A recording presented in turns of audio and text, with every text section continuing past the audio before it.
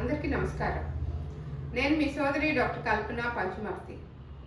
మనం రోజు అపోహలకి, మూఢనమ్మకాలకి, మూఢాచారాలకి కొంచెం దూరంగా ఉండి శాస్త్రీయంగా ఆలోచించాల్సిన అవసరం ఇప్పుడు. మన కుటుంబంలో ఎన్నో వ్యవహారాలు జరుగుతూ ఉంటాయి. అపోహలు అంటే ముందు ముఖ్యంగా జ్వరం వచ్చిందనుకోండి, ఫీవర్ వస్తే మామూలుగా కొంచెం వీక్నెస్ ఉంటుంది. ఫీవర్ వచ్చినప్పుడు అన్నం తినకూడదు అంటారు. అది కరెక్ట్ కాదు. అన్నం తినొచ్చు, ఇంకా ఫుడ్ రైస్ తినగలిగినంత కొంచెమే తినండి. మరి spicy food, oily food, fries అట్లాంటివి కాకుండా తేలిగ్గా అన్నం తినొచ్చు, ఏమి ఇబ్బంది లేదు. అలాగే డెలివరీ అయిన తర్వాత బాలింతలకు కూడా అన్నం పెట్టొద్దు అంటారు, కడుపు మార్చాలంటారు, నీళ్ళు ఇవ్వద్దు అంటారు. అది కరెక్ట్ కాదండి. ఇన్ఫ్యాక్ట్ డెలివరీ అయిన తర్వాత బాలింతలు హైడ్రేషన్ బాగా మెయింటైన్ చేయాలి, వాటర్ మంచిగా తాగాలి, ఆహారం కూడా తీసుకోవచ్చు, ఇబ్బంది ఏం లేదు. డైజెషన్ ప్రాబ్లంకి ఏమి ప్రాబ్లం ఏమి ఉండదు. యూరిన్ అవుట్పుట్ కూడా బాగుండాలి. కాబట్టి అలాంటి చిన్న చిన్న అపోహలకి మనం చాలా దూరంగా ఉండాలి. జాండీస్ వచ్చిందనుకోండి, పచ్చని చేయాలి, అసలు అన్నమే పెట్టొద్దు అంటారు, అసలు కూరలే పెట్టొద్దు అంటారు. ఆయిల్ ఫుడ్స్ తినకూడదు, కరెక్టే. జాండీస్ వచ్చినప్పుడు మనకి లివర్, డైజెస్టివ్ సిస్టమ్ కొంచెం ఇబ్బంది అవుతుంది కాబట్టి ఆయిలీ ఫుడ్స్ తినకూడదు. కానీ మనం అన్నం కొంచెం పెట్టొచ్చు, కూరలు అన్నీ పెట్టొచ్చు, కొంచెం చెంచా నూనెతో తాలింపు వేసిన ఇగురు కూరలు అన్నీ పెట్టొచ్చు, ఫ్రూట్స్ అన్నీ పెట్టొచ్చు. తినకుండా ఉండటం అది కరెక్ట్ కాదు.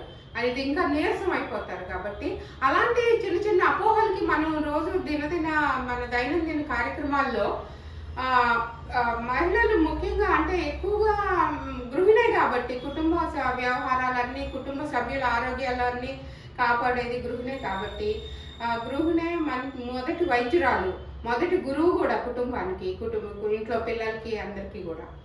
అలాగే ఇప్పుడు మనం బయటకు వెళ్తున్నాం అనుకోండి, పిల్లి ఎదురొచ్చింది, కార్యం జరగదు అంటారు. పిల్లి అన్ని జంతువుల్లాగే పిల్లి కూడా ఒకటే కదండి. పిల్లిని అలా సపరేట్ చేసి చూడకూడదు. అంటే ఇది వెనకటి రోజుల్లో ఎప్పుడో తెలియని రోజుల్లో కానీ ప్రతిదానికి శాస్త్రీయంగా మనం ఆలోచించాలి. మన పని మీద మనం వెళ్తున్నప్పుడు ఏదో పిల్లి ఎదురొస్తే, కుక్క ఎదురొస్తే, నక్క ఎదురొస్తే, పనులు అవన్నీ మూఢనమ్మకాలండి. మూఢాచారాలకు కూడా మనం చాలా దూరంగా ఉండాలి. నెలసరి ఋతుక్రమం అయినప్పుడు ఇంట్లో కలుపుకోకూడదు అంటారు, అంటే మైలు అంటారు. అంటే అవి ఎంత మటుకి కరెక్టు, సైంటిఫిక్గా ఎంత మటుకి కరెక్టు, ఇవన్నీ కూడా మహిళలు బాగా ఆలోచించాల్సిన సమయం ఇప్పుడు ఇది. మనం ప్రతిదీ శాస్త్రీయంగా విశ్లేషించాలి. ఇందులో మంచి ఎంత ఉంది, చెడు ఎంత ఉంది అనేది చూసుకోవాలి. కుటుంబ సభ్యులు అందరూ కూడా ఆరోగ్యంగా ఉండేటట్టు చూసుకోవాలి. ఈ మూఢాచారాలకి, మూఢనమ్మకాలకి ఎంత దూరంగా ఉంటే మనం అంత మంచిగా మనం అభివృద్ధి, మన కుటుంబ అభివృద్ధి అంత బాగుంటుంది, సమాజం కూడా బాగుంటుంది.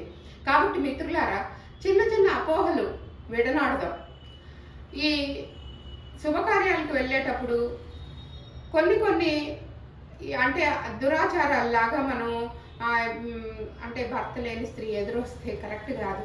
చాలామందికి యాక్సిడెంట్లు జరుగుతూ ఉంటాయి. భర్త లేని భార్య బతుకు, అంటే మహిళ గౌరవిద్దాం, అంతేగాని వాళ్ళని అంటే సమాజానికి వాళ్ళ మనసు బాధపడేటట్టుగా చేయకూడదు. మనకు కూడా అందులో ఎంత శాస్త్రీయత ఉంది అనేది మనం కొంచెం ఆలోచించాల్సిన అవసరం. ఇది కొంచెం విఘ్నతతో కుటుంబంలో అందరూ ఆలోచించుకొని ఈ అపవాదులకి, అంటే మూఢనమ్మకాలు, మూఢాచారాలు, అపోహలకి మనం దూరంగా ఉందామండి. దూరంగా ఉంటేనే అందరం శాస్త్రీయంగా ఆలోచించగలిగితేనే మనం ముందుకెళ్తాం, మన సమాజం బాగుపడుద్ది, మన కుటుంబం బాగుపడతాం. సో ఇవాళ ఈ మంచి వార్తను మనందరం ఆలోచించుకొని, చర్చించుకొని, అందరితో మాట్లాడుకొని నెమ్మదిగా ఈ మూఢనమ్మకాల్లోంచి, మూఢాచారాల్లోంచి, అపోహల్లోంచి మనం బయటకు వద్దాం. సైనింగ్ ఆఫ్ మీ సోదరి డాక్టర్ కల్పన పంచుమర్తి. ప్లీజ్ ఈ వీడియో మీకు నచ్చినట్టయితే లైక్ చేయండి, షేర్ చేయండి, సబ్స్క్రైబ్ కూడా చేయించండి. Thank you all.